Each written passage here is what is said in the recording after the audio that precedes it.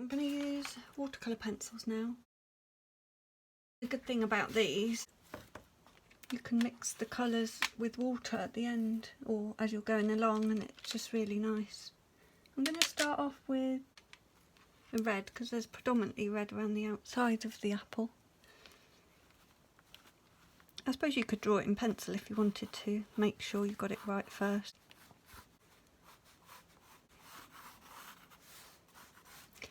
So I'm just going to shade in like you did with the pencils. You can go quite quick and loose with these. Just think about that form again, what shape is it?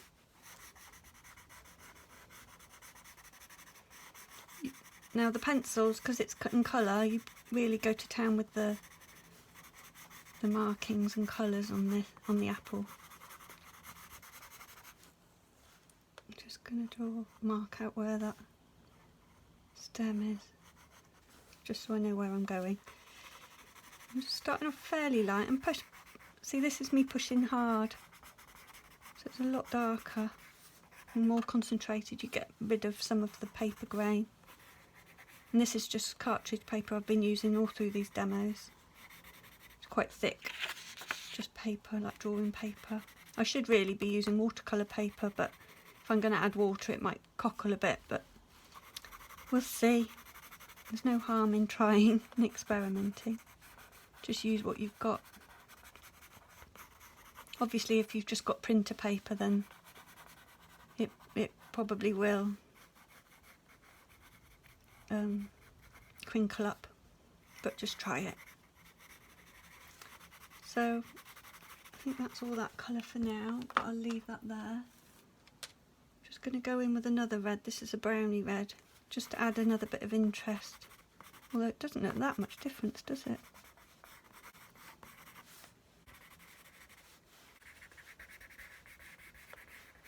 It's almost easier when it's in colour because you don't have to look for your tones, you look for your colours rather than your tones, although it's still important.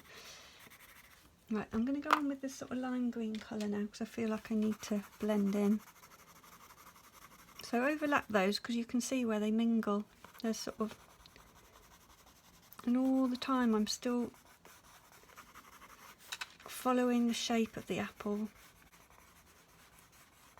getting my lines on the exact shape. Remember my light section? There is a bit there actually. I suppose you could use gouache on top of this, if that opaque white paint, if you wanted to, because I doubt it will rub out very easily.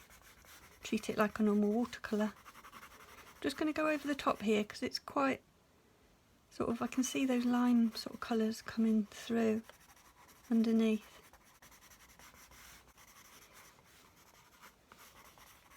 I feel like I need a darker green there, so let's see what I've got. Let's see if that's a bit darker. Yeah, that's nice. So because I'm putting that in that area, I feel like I need it somewhere else, otherwise it looks a bit a new colour on its own. I'm just adding this in, this sort of darker greens over this side. Now at the moment it's all quite pale, so I think we need to get in some dark, real darks there, then it'll all of a sudden come to life. There's no harm in going dark, don't be scared to go dark. Now I haven't got a dark red, that's fairly dark, but I don't think I'm going to get much darker than what I've got in. Oh, a little bit, but not as dark as I want. So I'm going to go brown, because on the sort of, whenever I mix paint, if I want to go a deeper red, I aim towards the sort of brown colour. So those two, actually I might try that one because that's more reddy brown. Yeah, that's quite nice. Just gradually working up those dark. I don't want to get rid of all that lovely red that we put in, so I'm just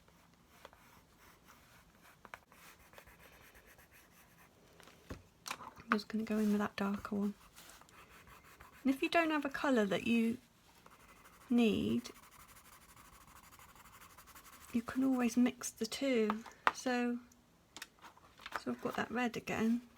Let's go on top of that brown and bring that red back in.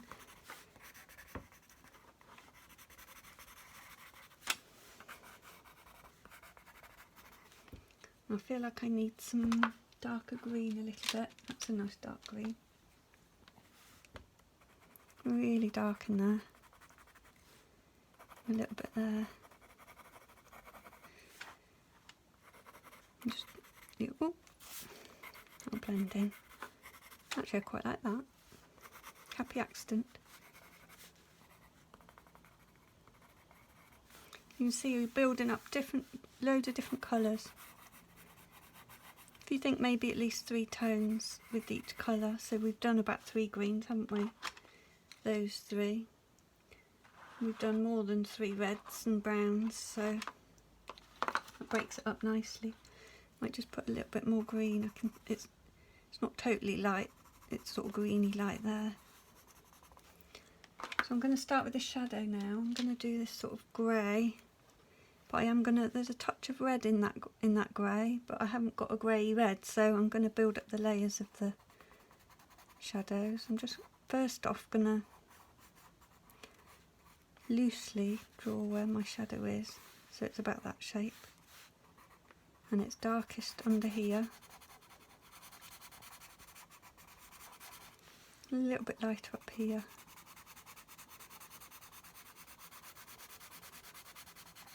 Getting really dark underneath.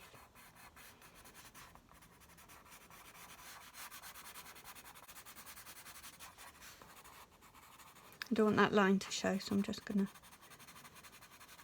go over that a little bit. Remember left to right, because if I did it like that, it will look like it's going to drop off the page.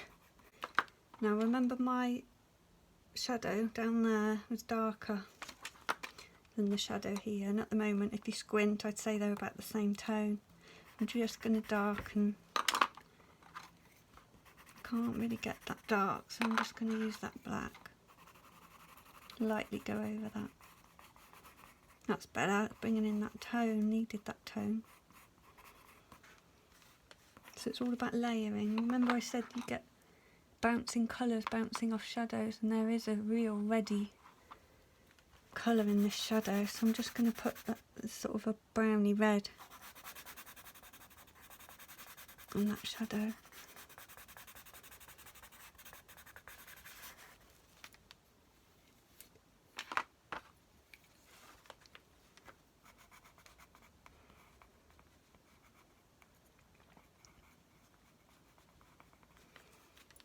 Now I feel like the apple's still a little bit too pale, so I'm just going to go in with that grey or black in some really dark areas. It's really quite dark there.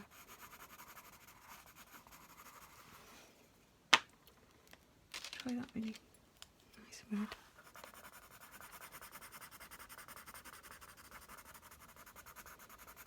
Get some of those markings coming up again. You don't have to follow it exactly, it's got quite a neat line, but I quite like it. Quite loose, a bit like over here.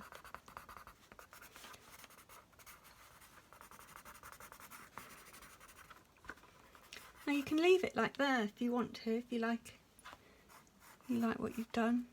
But I'll just show you the water and a brush. You can use any brush, I've just got this to hand. So I'm just dipping in water here.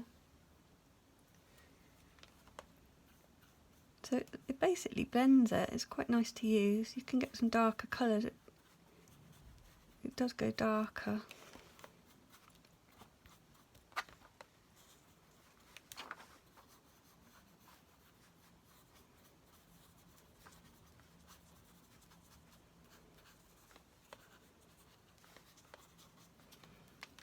I'm just washing it because I'm going to go onto the green now and squidged it out so it's just damp, it's not dripping.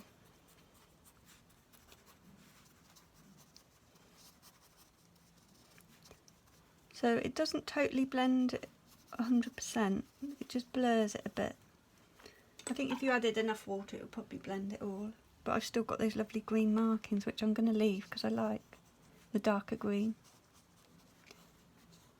Oh, see, oh, happy accident happened there. or maybe unhappy. It splodged a bit of water and then took it away.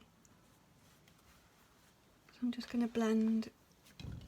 Again, I've got dark red on the brush now, so I'm just going to wash that. Just going to go in there. And there's nothing to say you can put the pencil back on.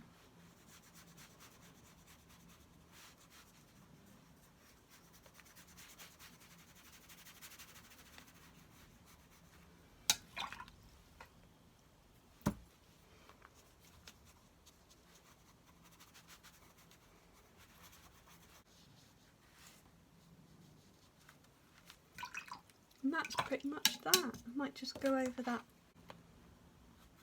And actually, if you go over with it on damp paper, it makes the pencil a lot softer and comes off better. Yeah, that's better. It needed just making a bit more solid. So there you have it.